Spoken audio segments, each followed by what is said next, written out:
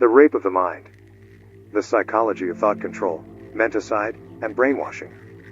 Joost A. Meerloo, MD. Instructor in Psychiatry, Columbia University lecturer in Social Psychology, New School for Social Research, former Chief, Psychological Department, Netherlands Forces. 1956. Narrated by Skeptical Waves. Part 4. In Search of Defenses. The moment we become aware that special political phenomena are a threat to our existence, corresponding inner defenses develop automatically. We feel reassured as we discover ways to face the problems. The closing chapters of this book deal first with some of the official attitudes and with the code created to encounter brainwashing, a danger which has appeared rather recently in history. The final chapter searches more elaborately for the inspiring values which characterize freedom and democracy.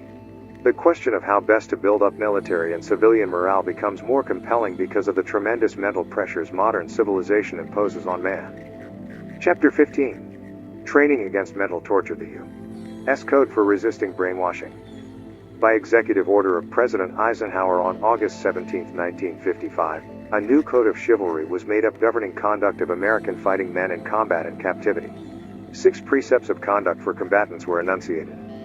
1. I am an American fighting man. I serve in the forces which guard my country and our way of life. I am prepared to give my life in their defense. 2. I will never surrender of my own free will. If in command, I will never surrender my men while they still have the means to resist. 3. If I am captured, I will continue to resist by all means available. I will make every effort to escape and aid others to escape. I will accept neither parole nor special favors from the enemy. 4.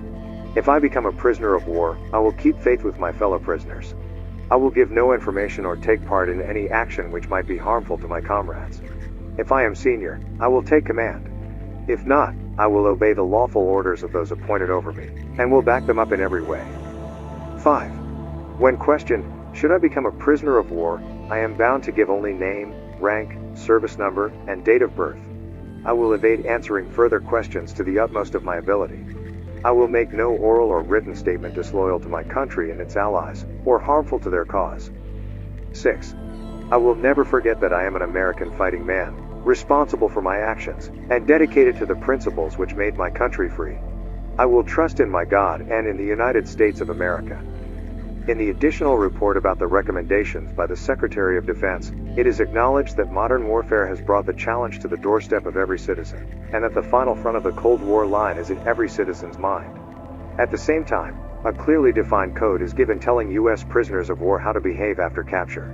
Although there was a lack of such a code previously, the report states that American troops have demonstrated through all wars that they do not surrender easily, they have never surrendered in large bodies, and they have in general performed admirably in their country's cause as prisoners of war. After describing physical attacks on prisoners' death marches, hunger, squalor, cold, torture, disease, and total degradation, the report gives extended attention to all the forms of mental coercion intended to extract false confessions or military information from the soldiers, and to infect them with totalitarian thinking. First, the enemy aimed at the breakdown of the leaders, at confusion of the officers, who so easily influenced their soldiers. Then gradually everybody had to undergo the ordeal by indoctrination. The enemy propaganda barrage started full speed. This suggestive attack reached minds not used to highly specialized discussion, minds not informed and rather confused about communism and its tactics. Inner discrepancies in the reasoning of the man could easily be attacked and reduce him to docile submission. The report pleads for more extended, skillful training of the soldier and the citizen in our basic beliefs and responsibilities, a mental mobilization for the future clash of ideas and wills. There was a considerable conflict of opinion in the advisory committee to the Secretary of Defense that drafted the code between the hard Spartan view and the more lenient let them talk view. The first group maintained that every soldier has to resist to the end. The latter believed that in the end anybody could be brought into submission. Nevertheless, all soldiers have to be trained especially to resist and not to be made disloyal to their country, their services, and their comrades. That was the principal reason why this final code of high standards was made up, even though it is recognized that coercion is possible beyond the ability to resist. Yet the psychologist here adds the additional question, who will judge what is beyond the ability to resist? The report ends by underlining the fact that the total war for the minds of men is continually going on. The home front is just an extension of the fighting front. An important point made by the code is that it asks that attention be given to a far more extensive mental battlefront. By making it known that the coercive methods of the communists are well understood by us, the impact and meaning of their Cold War strategy are partly taken away. Finally, nobody in the outside world believes them, even though their totalitarian methods may be of use to them for internal propaganda in their own countries. However, we cannot fight indoctrination with mere counter-indoctrination. Letting soldiers sign a declaration that they will never yield to brainwashing has the advantage of at least informing them of what to expect. Yet this knowledge does not protect them against the subtle conditioning by an inquisitor who knows how to circumvent mental obstacles. Time and subtle suggestive penetration can break men's resistance. Psychologically, a loyalty oath compulsion and a signed declaration do not mean anything in themselves. Only a profound education in mental freedom and democratic awareness can help as a counter-toxic. The authorities who ask for signed declarations of loyalty are not enough aware of how much propaganda and persuasive brainwashing and other forms of mental seduction are going on right here in our own society. They are substituting the social and national responsibility for an individual one. It is the moral and political atmosphere behind the man in the hinterland that supplies his mental stamina. The nation is responsible for the mental backbone it trains and transfers to its soldiers in a Cold War. Several POWs felt misled by their own government. They had been badly informed about the enemy, in two simple terms of black and white. By showing his good side, the captor could easily arouse suspicion about the honesty of the prisoner's leaders. From a psychiatric standpoint, it needs to be said again that everybody can be brought to a breaking point regardless of how well-informed and counter-indoctrinated he may be. When the enemy wants to persist in his demoralizing methods, he has the means. Alas, the report did not emphasize enough the difficult dialectic dilemma into which many a simple soldier is thrown.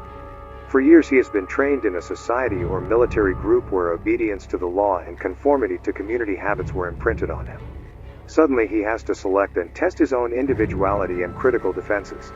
A Cold War asks for a high level of political awareness. This brings the problem back again to the problem of individual mental vulnerability of persons and to the general problem of morale. Mental courage cannot be cultivated by physical training only. It requires training in mental stamina, in understanding of basic beliefs, and even in nonconformistic thinking. We have to believe deeply in the cause for which we are fighting in order to resist the standpoint of the enemy. It is the strength of conviction that gives moral power. Indoctrination against indoctrination? An educational concept exists to the effect that conditioning to physical torture will help soldiers to be more immune to brainwashing. In one of the Air Force bases, airmen had to go through a school of torture, euphemistically called the School of Survival, in which some of the barbarous and cruel communist methods of handling prisoners were initiated in order to harden the men against future brutality. Time, September 19, 1955. The trainees could stand the ghoulish exercises rather well. However, such a training can condition men to take over, unwittingly, the methods of totalitarianism. It may give a semi-official green light to enemy tactics by implying that we can do the same. Moreover, such methods may stimulate hidden sadistic tendencies in both trainer and trainee. Under the disguise of an earnest training need, American youth may be educated in the same sadistic view as their enemies. The important psychological implication of every form of harsh compulsive training and indoctrination is that it fits into the totalitarian pattern. Moreover, the totalitarian inquisitors don't need to use physical torture in order to uncover the secrets of man's mind, although they may use these methods for their private pleasure.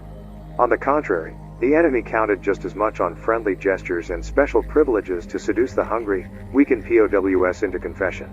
What the inquisitors especially require in order to succeed is that the enemy have a weak personality, that he be a dumbbell with a soldier's need to conform, that he be ridden with anxiety and lacking in patience. The brainwashing inquisitor doesn't need torture. Physical torture will often strengthen resistance against the inquisitor, while isolation alone can accomplish his objectives. The school that teaches only torture and evasion techniques can even arouse latent anxieties and thus, paradoxically, make it easier for the soldier weakened by his fantastic anticipations to surrender to brainwashing. The hero at school can become a weakling as soon as he is faced with a real challenge. It is not so important what the trainee accomplishes during his physical training, but what he stands for mentally and spiritually. Does he have a mental backbone? Only this will stand him in good stead during the challenge of prisonership. The psychiatric report about brainwashing and menticide and every report on brainwashing of prisoners of war, several factors that may lead to the accusation of collaboration with the enemy have to be taken into account to determine the psychological responsibility of the accused. Did he surrender mentally under a kind of hypnosis? Can he be made responsible at all? Was there a conscious and voluntary collaboration that turned the man into a traitor? Was there cowardice or only spiritual weakness? Because these questions are so new in our history and often so subtle in relation to the circumstances, it is well to enumerate the fields of interest to be analyzed. 1. The accusation. The psychologist has to study the incriminating facts. We often can see, for instance, in the phrasing of the signed confessions, evidence that the signature was enforced. Some cliché phrases of the enemy can be looked at as gradually wangled out of the head of the victim. For one of the courts, I was able to make an analysis of a written confession that was composed of such heterogeneous elements that the process of mental wrestling and gradual giving in of the prisoner could easily be discerned in the papers. 2. Rumor and mass psychology. Not all the accusations against a prisoner of war made by fellow prisoners, even when the majority constantly repeat them, may be taken at face value. Under the impact of terror and fear, rumors about special persons are easily communicated. There are personalities who, on the basis of their special character structure, easily become the focal point of rumors. The withdrawn intellectual, for instance, is often accused of consorting with the enemy. When he speaks the enemy's language and can communicate with them, accusations against him can become like a huge mass hallucination. The investigator has to make a survey of group relations in the POW camp. The brainwashing enemy tries first to attack the leaders, in order to attack the morale of the remainder of the POWs, then he tries to select specially vulnerable personalities for his strategy of mental pressure and ideological conversion. 1. The personality structure of the accused. Certain persons, on the basis of their weak ego or their underlying neurotic anxieties, are predestined to give in earlier to mental pressures.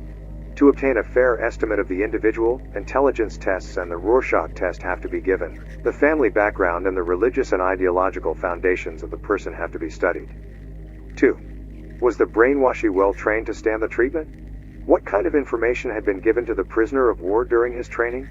Did he know enough about the ideological war and the word barrage he might be exposed to? Was he only prepared for discipline and submission, or also for freedom and non-conforming discussions? Was he only physically trained or also mentally? 3. The facts of torture. How long did it take before the prisoner gave in? Did he get drugs? How much isolation?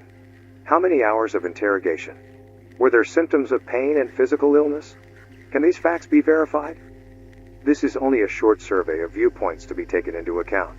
They serve to show that with the phenomenon of systematic brainwashing and thought control, something is brought before the court that is judicially new.